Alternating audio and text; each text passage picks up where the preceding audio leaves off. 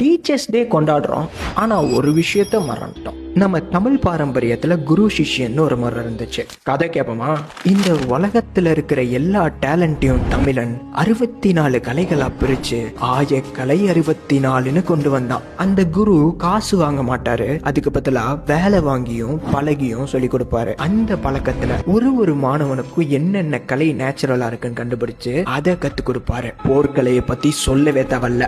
சமையல் கலை, கருவேப்பிலையை ஏன் உள்ள கொண்டு வரணும், பசும்பாலை மட்டும் ஏன் குடிக்கணும், எள்ளெண்ணெய்க்கு மட்டும் ஏன் இவ்வளவு முக்கியத்துவம் கொடுத்து அதை நல்லெண்ணெய்னு ஏன் கூப்பிடணும், வசிய கலை, உயிரை இயக்கக்கூடிய உயரிய கலையான இயல், இசை, நடனம், நாடகம், மருத்துவம் என்று கலையை விஞ்ஞானப்படுத்தி உலகில் தலை சிறந்த விஞ்ஞானம் தமிழ் விஞ்ஞானம் என்று கருதப்படும் ஆயக்கலை 64 அங்க சொல்லி தருவாரு. இதை நம்ம இப்ப இழந்துட்டோம். அட்லீஸ்ட் தெரிஞ்சுப்போம்.